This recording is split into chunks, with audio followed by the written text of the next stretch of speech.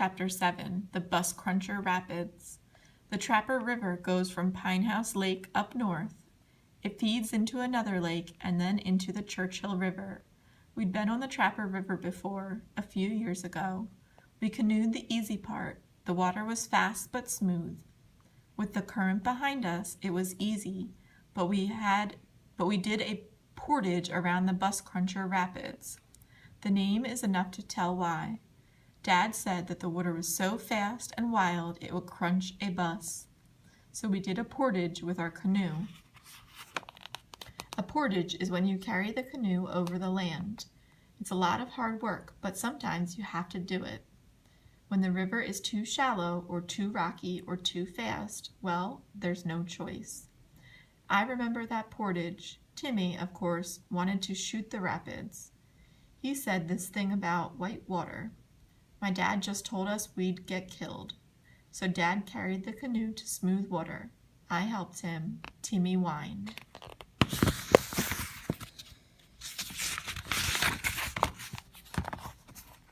Okay, let's get to the shore, I shouted. No way, we're shooting the bus cruncher. I'm trying, Timmy shouted back. Try harder, I yelled. The current gets faster when you come close to rapids. It can really push a canoe. Up ahead, I could see the spray of water hitting rocks. That's what white water is. The water hits the rock and turns white or sprays up in the air. You can take a canoe through some white water.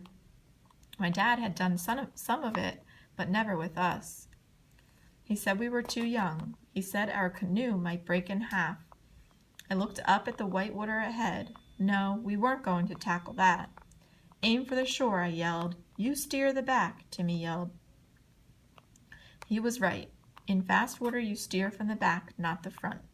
So I dug into the water with my paddle.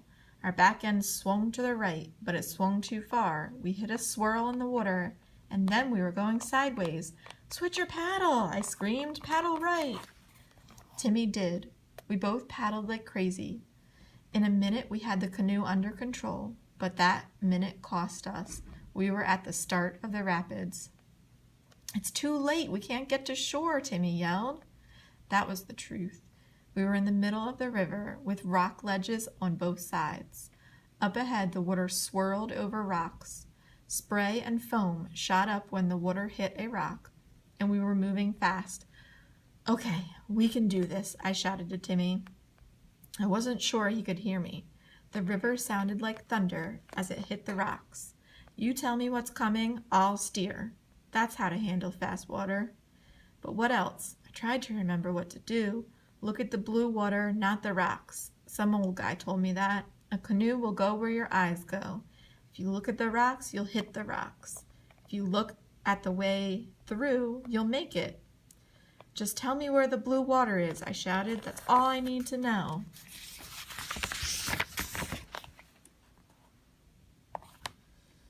We were moving like crazy. I had never gone so fast in a canoe before. The water pushes us like a speedboat. Around us, the water crashes into rocks at the shore. Spray shot up and fell down on us. I thought, this is like a fun park.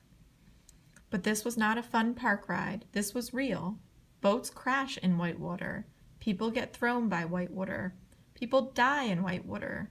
We had a chance, but only a chance, of coming out alive. Rocks are what make the water spray up. In rapids like these, the rocks are all over. They poke up from the bottom of the river. Some are like fists, some are like knives. Some will turn over a canoe. Some will cut it right through it. Go right, Timmy screamed. So I paddled like crazy. I tried to get power from each stroke. Push down, over again. We had to stay in the blue water, but it was hard, so hard. Left, he yelled, hard left. I dug in the paddle, and we went left. Then I heard the sound, scrunch. The canoe had scraped against a big rock. Right, Timmy yelled. Again, I dug in the paddle. I pulled the boat right somehow. Good, now easy left. We were okay so far. The water was fast, but not awful. We scraped over a few rocks, but none that tipped us too far. More left, fast, Timmy screamed. I did a reverse paddle.